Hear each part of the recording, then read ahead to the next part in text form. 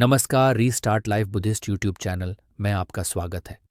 आज सुनिए मुंशी प्रेमचंद की कहानी, यही मेरा वतन। तो शुरू करते हैं। आज पूरे 60 बरस के बाद मुझे अपने वतन, प्यारे वतन का दर्शन फिर नसीब हुआ। जिस वक्त मैं अपने प्यारे देश से विदा हुआ और किस्मत मुझे पश्चिम की तरफ ले चली, मेरी उठती जवानी थी। मेरी रगों में ताज़ा खून दौड़ता था और सीना उमंगों और बड़े बड़े इरादों से भरा हुआ था। मुझे प्यारे हिंदुस्तान से किसी जालिम की सख्तियों और इंसाफ के जबरदस्त हाथों ने अलग नहीं किया था। नहीं, जालिम का जुल्म और कानून की सख्तियां मुझसे जो चाहें करा सकती हैं, मगर मेरा वतन मुझसे नहीं छुड़ा सकती। ये मेरे बुलंद इरादे और बड़े बड़े मंसूबे थे जिन्होंने मुझे देश निकाला दिया। मैंने अमरीका में खूब व्यापार किया, खूब दौलत कमाई और खूब ऐश किए। भाग्य से बीवी भी ऐसी पाई जो अपने रूप में बेजोड़ थी, जिसकी खूबसूरती की चर्चा सारे अमरीका में फैली हुई थी और जिसके दिल में किसी ऐसे ख्याल की गुंजाइश भी न थी जिसका मुझसे संबंध न हो। मैं उस पर दिलोजान से न्योछावर था और वह मेरे लिए सब कुछ थी।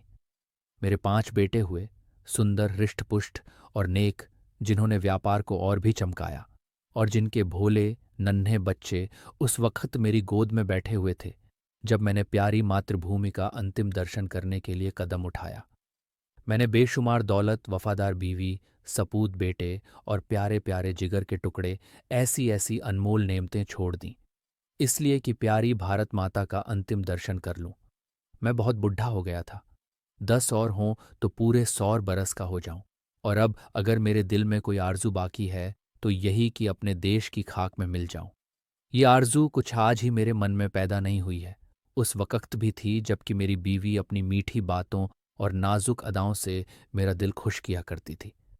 जबकि मेरे नौजवान बेटे सवेरे आकर अपने बूढ़े बाप को अदब से सलाम करते थे, उस वक्त भी मेरे जिगर में एक कांटा सा खटकता था। और वह कांटा यह था कि मैं यहाँ अपने देश से निर्वासित हूँ। ये देश मेरा नहीं है, मैं इस देश का नहीं हूँ। धन मेरा था, बीवी मेरी थी, लड़के मेरे थे और जायदादें मेरी थीं, मगर जाने क्यों मुझे रह रहकर अपनी मातृभूमि के टूटे फूटे झोंपड़े, 4 6 बीघा मौरूसी जमीन और बचपन के लंगोटिया यारों की याद सताया करती थी। और अक्सर खुशियों की धूमधाम में भी यह ख्याल चुटकी लिया करता कि काश अपने देश में होता। मगर जिस वक्त बम्बई में जहाज से उतरा और काले कोट पतलून पहने टूटी फूटी अंग्रेजी बोलते मल्लाह देखे, फिर अंग्रेजी दुकानें, ट्रामवे और मोटर गाड़ियां नजर आईं, फिर रबड़ वाले पहियों और मुंह में छुरुट दाबे आदमियों से मुठभेड़ हुई, फिर रेल का स्टेशन और रेल पर सवार होकर अपने गांव को चला, प्यारे गांव को जो हरी भरी पहाड़ियों के बीच में आबाद था। तो मेरी आंखों में आंसू भर आए। मैं खूब रोया, क्योंकि यह मेरा प्यारा देश न था। यह वह देश न था जिसके दर्शन की लालसा हमेशा मेरे दिल में लहरें लिया करती थी। ये कोई और देश था। ये अमरीका था, इंग्लिस्तान था, मगर प्यारा भारत नहीं।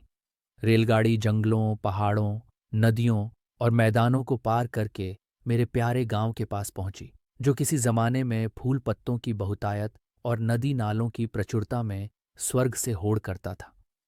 मैं गाड़ी से उतरा तो मेरा दिल बांसों उछल रहा था। अब अपना प्यारा घर देखूंगा, अपने बचपन के प्यारे साथियों से मिलूंगा।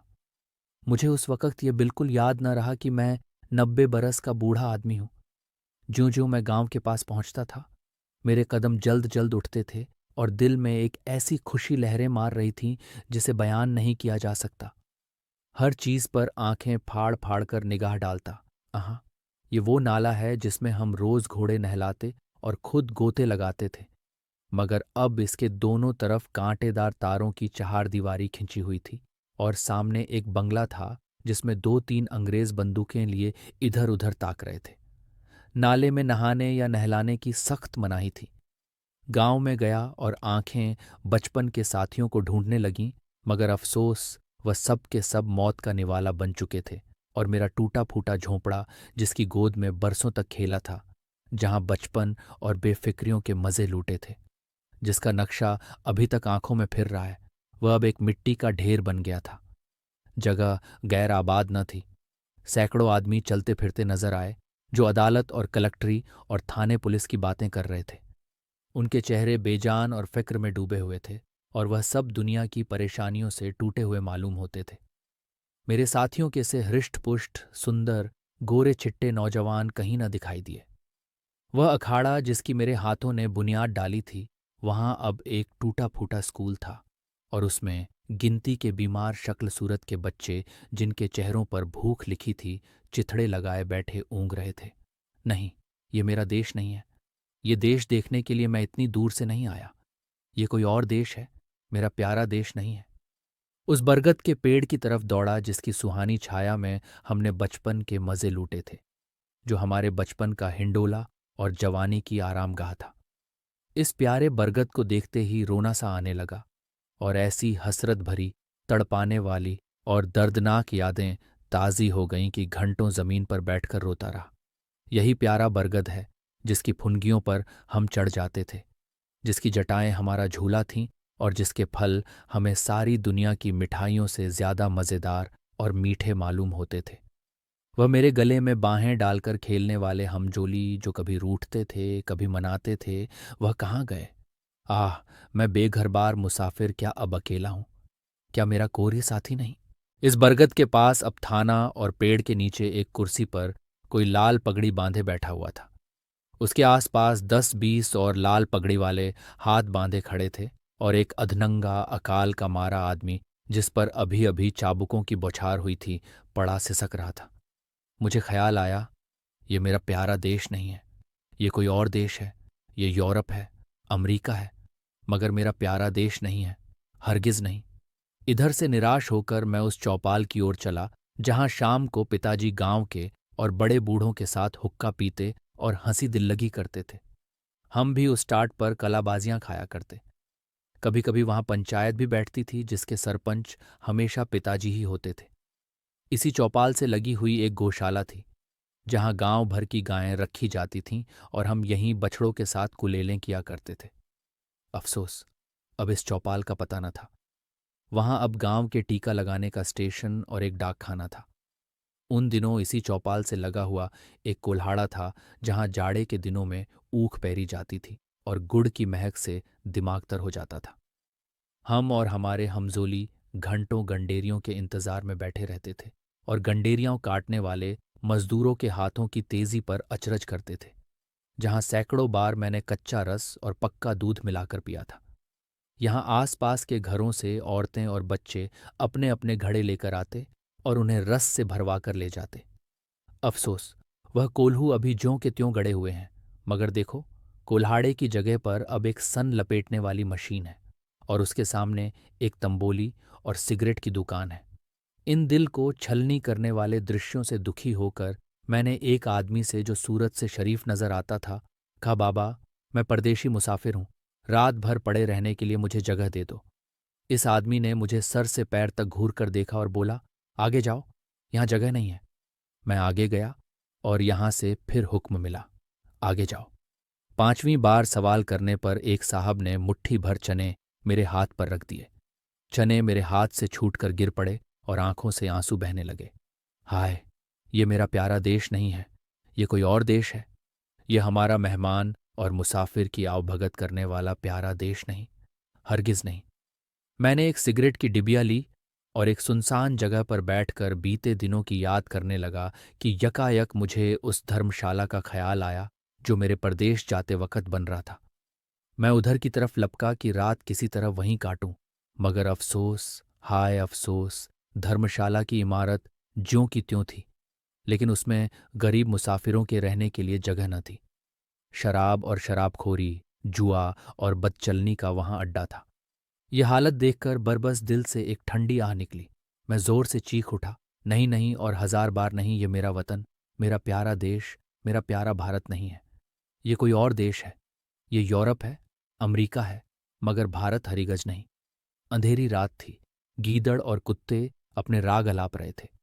मैं दर्द भरा दिल लिए उसी नाले के किनारे जाकर बैठ गया और सोचने लगा कि अब क्या करूं। क्या फिर अपने प्यारे बच्चों के पास लौट जाऊं और अपनी नामुराद मिट्टी अमेरिका की खाक में मिलाऊं? अब तो मेरा कोई वतन न था।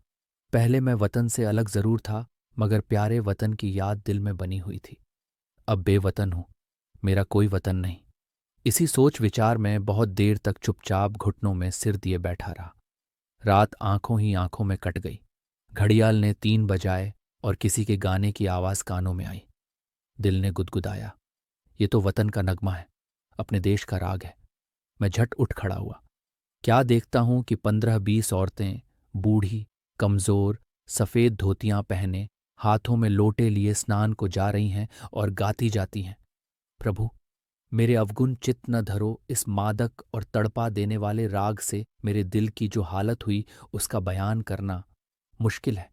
मैंने अमेरिका की चंचल से चंचल, हंसमुख से हंसमुख सुंदरियों की आलाप सुनी थी और उनकी जबानों से मोहब्बत और प्यार के बोल सुने थे जो मोहक गीतों से भी ज्यादा मीठे थे। मैंने प्यारे बच्चों के अधूरे बोलों और तोतली बानी का आनंद उठाया था। मैंने सुरीली चिड़ियों का चहचहाना सुना था।